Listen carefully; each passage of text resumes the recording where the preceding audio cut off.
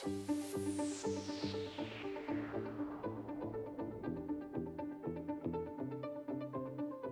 we're entering year 4 of 5 of Protein Industries Canada's initial mandate.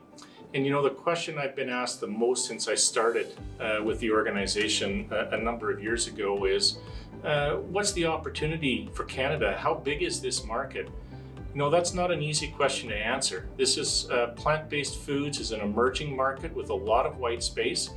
We know a little bit about the alternative meat market. There's been a number of studies that have pointed at the size of the market, but we really felt we needed to bring some clarity to that question.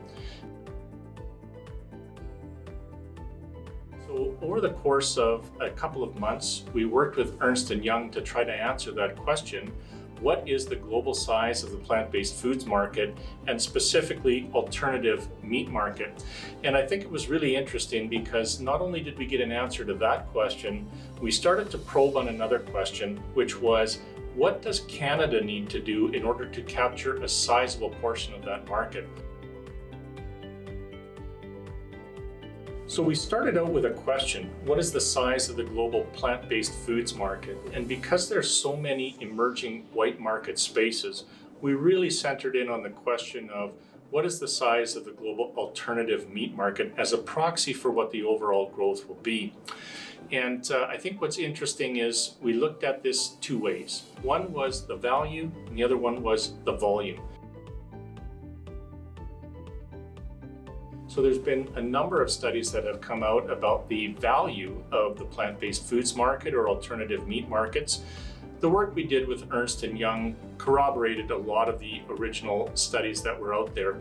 We know the market's going to be large, in the neighborhood of $180 billion Canadian out to 2035.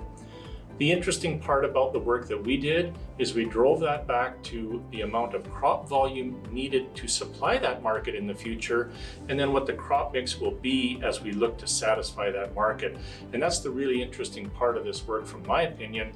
The first being, it is going to take 40 to 60 million metric tons of crop to satisfy that demand in 2035. And what's really keen for us to think about in Canada is that the crops that we produce at scale, canola, peas, lentils, chickpeas, will favor very much in the makeup of that 40 to 60 million metric tons 10 to 15 years from now. So you look out to 2035 and you say the market's going to be $200 billion for plant-based foods, and what's driving that? I think there's a number of things driving that. First and foremost, it's just population growth. We know that out to 2050, population growth is going to continue on a global basis, more mouths to feed, more food requirements. So underlying all of the other trends is the mega trend of population growth, just requiring more calories. I think on top of that, there's a number of trends that lend themselves specifically to plant-based foods. I think that's environment, it's animal agriculture, and it's convenience. From an environmental perspective, people are thinking about their food choices and the environmental impact that has. Plant-based foods really lend themselves to a great sustainability story for people who value that in their diet. The second is animal welfare, and again, you have heard me talk a lot about my support for animal agriculture, but there are a lot of people who are looking to a plant-based diet for that reason of animal welfare. I think the third is convenience foods. People don't eat like they used to 15 and 20 years ago in terms of 3 meals a day. They're eating more convenience foods, more handheld foods, and plant-based ingredients and plant-based proteins really lend themselves to that diet and lifestyle. So we have a pretty good indication of what the global plant-based food market is going to be out to 2035. We think overall the market's going to be measured between $200 and $250 billion Canadian. A significant portion of that will be the alternative meat market. The work that we did with Ernst and Young, we know that the demand for the crops to supply just alternative meat is going to be anywhere from 40 to 60 million metric tons. So what can Canada achieve? Well, we think it's reasonable that Canada can be 10% of the global plant-based food market out to 2035. That's a $20 to $25 billion opportunity for us. Just for comparison's sake, Canada today is about 3.3% of the global agri-food market. So we think we can punch well above our weight in terms of our contribution to the global plant-based food market. And there's a lot of reasons why we think we can get there, not the least of which is the supply of raw ingredients that we have in canola and lentils and peas that will lend itself to the growth of this market in 15 years from now. I really believe that Canada can be 10% of the global plant-based foods market, and there's a number of reasons why I think that, related to what I would call our value proposition. Certainly, the first is our innovative producers and our production base. We've got a strong regulatory environment here in Canada, great global brand around our food safety systems, strong innovation economy, great researchers, very sustainable production, and finally, market access through our trade agreements that gives us access to hundreds of millions of consumers around the world. I think one of the key elements to why Canada can be so successful in plant-based foods is the access to raw commodities that we have. In Canada, the average of the last 5 years, we produce about 90 million metric tons of crop production. Very few jurisdictions in the world can boast that, and what's interesting about our crop production is we've got this great mix of soybeans, lentils, peas, canola, emerging crops like hemp and fava bean. We've got access to raw material that few nations around the world will have. I think from a sustainability perspective, there's a lot going for us here in Western Canada. On the production agriculture side, the vast majority of farmers are using minimum and zero till. That's actually adding organic matter and soil carbon to the soil.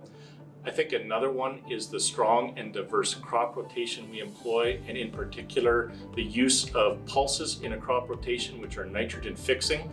And then I think if you think about the whole value chain, a lot of work we've done with the processing sector in Western Canada to look at energy efficient processing technology, because we really know that sustainability goes from field to fork, and we're working across the entire value chain in Canada to build out that sustainability story. The regulatory system is a really important aspect to our global brand. It underpins food safety and quality in Canada, and it's a really critical piece of our story when we talk to our end-use customers. But we really need a regulatory system that keeps up with the pace of innovation. And if you look at what's happening in ingredient and food processing technology, especially for plant-based foods, it's evolving very, very quickly. We really need to ensure that the regulatory system is keeping up with the pace of innovation that we're driving at with the investments we're making at Protein Industries Canada. I have confidence that it will, but it's something that we really got to keep focused on in Canada. Canada is not the only country focused on growing out an ingredient processing or plant-based food industry. I think our biggest competitors are places like the Netherlands. They are very innovative in terms of food processing, very advanced in terms of ingredient and food manufacturing. I think the United States, they've got a lot of experience in soybean processing that they can adapt to the crops that we produce, a lot of infrastructure for processing, and certainly the growth of the plant-based foods market in that area has got us seeing a lot of investment. We need to watch that market.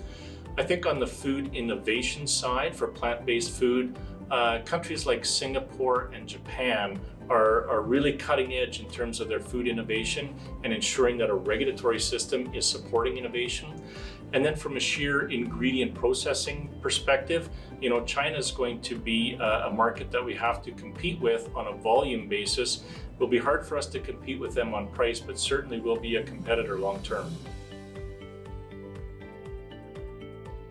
So in terms of the rate of investment or rate of growth that we're seeing in plant-based foods, Canada, we're doing well, but I think there are markets that are outpacing us in terms of the investment and innovation. And I would point to the Netherlands again. There's a country that is investing a lot in terms of innovation for plant-based foods. They probably got a leg up on us in terms of innovation. What we have is access to the raw material, so we got to figure out how we make that connection.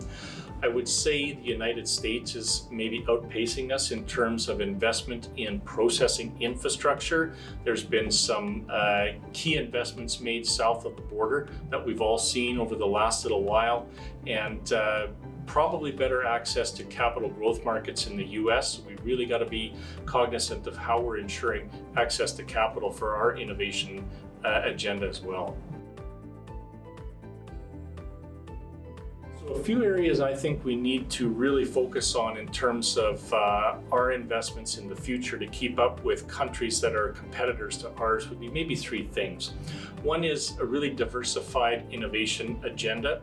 We have access to a lot of diversified crops. We have to make sure that we're creating a broad suite of ingredients that have functionality and lead to consumer choice. So broad innovation approach. I think another is really ensuring access to capital. Building out processing infrastructure is not cheap. We have to make sure the capital community understands the market opportunity that exists and that we have capital inflow into the sector.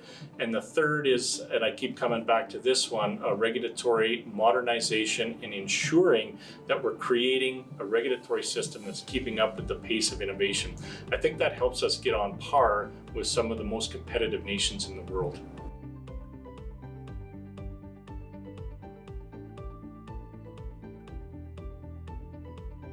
So implementing diversified strategies, there are a lot of white space here. We need to make sure that we've got a broad approach to our innovation agenda.